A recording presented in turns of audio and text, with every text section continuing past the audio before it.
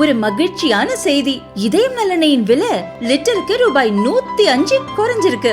September 2023ல 1 litre இதயம் நல்லெண்ணெயின் அதிகபட்ச விலை ரூபாய் 503. ஆனா இப்ப 1 லிட்டர் இதயம் நல்லெண்ணெயின் விலை ரூபாய் 398 மட்டும்தான் தமிழ்நாட்டுல. அப்ப இனிமே எல்லாரும் இதயம் நல்லெண்ணெய் வாங்கலாம் இல்ல?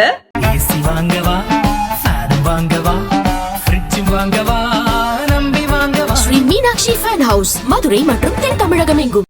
தூத்துக்குடி மாவட்டம் கோவில்பட்டியில் நடந்த திமுக அரசின் சாதனை விளக்க பொதுக்கூட்டத்தில் அமைச்சர் துரைமுருகன் பேசினார். அமித்ஷாவை சந்தித்த எடப்பாடி பழனிசாமியை கிண்டலடித்த அவர் எதிர்க்கட்சியினரை நொண்டி, கூன், குருடு என பேசி சர்ச்சையை கிளப்பியுள்ளார். வட மாநிலத்தவரை பற்றியும் அவதூறு கருத்துக்களை கூறினார். மத்தியிலே ஒரு ஆட்சி, தேர்ந்தெடுக்கப்பட்ட ஆட்சிதான். மோடி பிரதமர், அவருக்கு பல பக்கத்தில் மந்திரிகள்.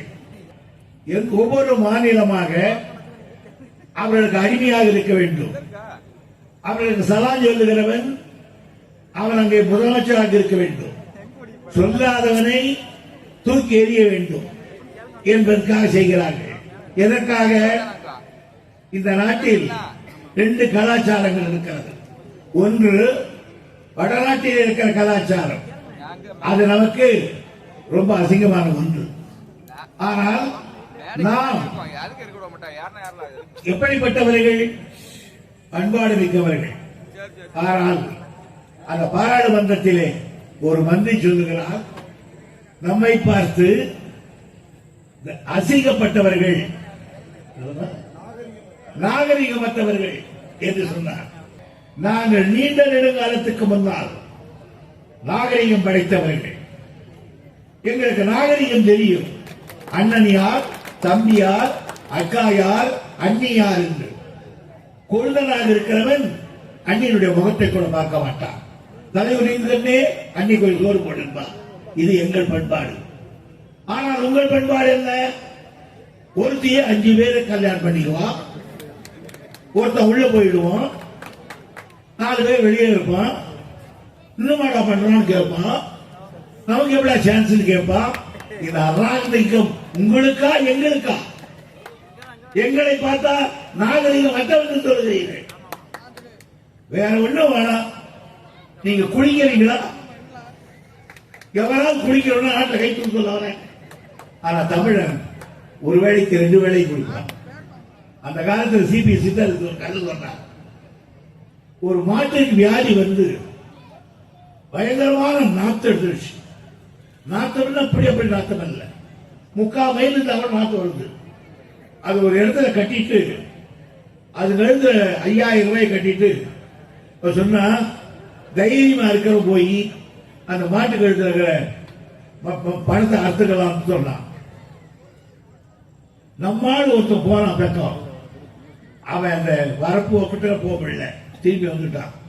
ஏண்டான்னு கேட்டான். என்னால முடியாது சுவாமி. என்னடா? பேச கூட முடியாது, விட்டு. ஆந்திராக்காரன் போனான். அப்படி கொஞ்சம் தூரம் போனான்.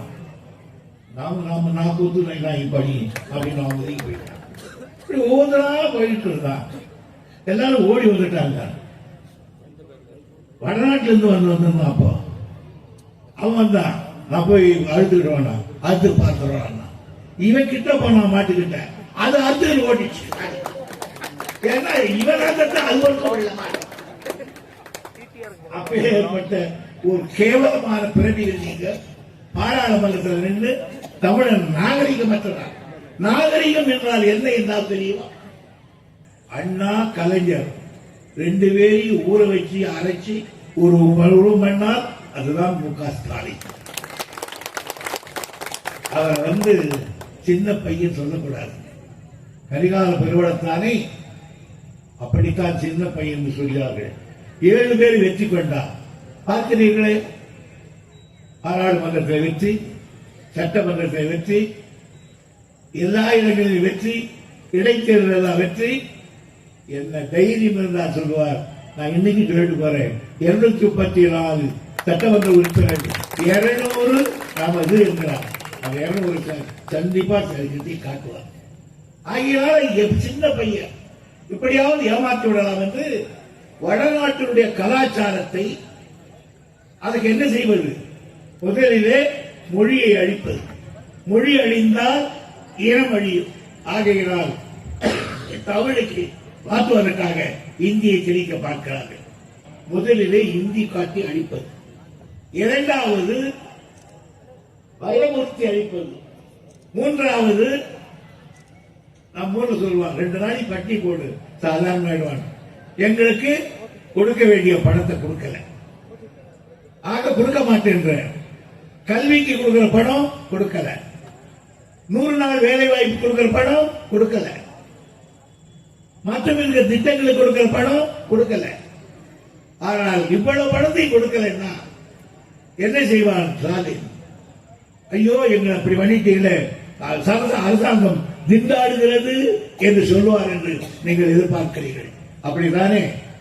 வேண்டுமானால் மத்திய சர்க்கார் எல்லா பணத்தையும் நிறுத்தட்டும், அன்னைக்கு எங்களால் தமிழ்நாட்டில் ஆட்சியை காட்டி நடத்த முடியும். ஆகையினால் மொழியை காட்டி பார்க்கிறார்கள், பணம் கொடுக்காமல் பயமுறுத்தி பார்க்கிறார்கள். 2க்கு பிறகு எப்படியாவது தேர்தலில் இப்பொழுது இவரை தோற்கடிக்கவே முடியாது. ஆகையினால் யாரை பிடிக்கலாம் பார்த்தா இருக்கிறதுக்கு 2 கட்சி தான், மற்றெல்லாம் கட்சி இல்லை. ஆகையினால எல்லாரும் கேட்டாங்க, எடப்பாடியே நீங்க பிஜேபி கூட போவீங்களா? இந்த பக்கம் உழைக்கிற சூரியன் இந்த பக்கம் உழைக்காலும் நடக்காது இருந்தாரு. நாங்களும் பரவாயில்லைன்னு பார்த்தோம். இப்போ யாருக்கு வந்தாம போய் டெல்லியை பார்த்தா, எங்க டெல்லிக்கா போயிருந்தீங்க? சும்மா போயிருந்தேன். யார் பார்த்தீங்க? அமித்ஷாவை பார்த்தேன். எதுக்கு பார்த்தீங்க? சும்மா பார்த்தேன். நீ மட்டுமா? இல்ல, 4 பேரோட ஒழுகி போச்சு. இப்போ எழுதி வச்சுங்க, பிஜேபி அந்த ஏடிஎம்கே பிஜேபி ஒரு இணையில சேருவாங்க. ஆனால் அதில் எடப்பாடி இன்னும் கொஞ்சம் வைக்கிறார். நான் உங்களோட சேரணுன்னாலும் முன்னாள் ஓபிஎஸ் அந்த சசிகலா இந்த கேங்கை சேர்க்க மாட்டேன்றாங்க. அவர் ஒரு கெடிக்காரன். குற்றப்படி இவங்களை சேர்ந்தோம், நான் ஒழிஞ்சேன்றார். அவங்க அது 2 பேரும் சேர்றதுக்கு 2வது தூது போய் தான் அழைத்தோம். அந்த தூதும் எழுதி வந்திருக்கு. அதனால அன்னைக்கு இருந்தாங்க பேசிக்கிட்டு வருது. எந்த இவர் போயிட்டு இருந்தாரு, அந்த இவர் கொஞ்சம் என்னாச்சு செங்கோட்டை போனாரு.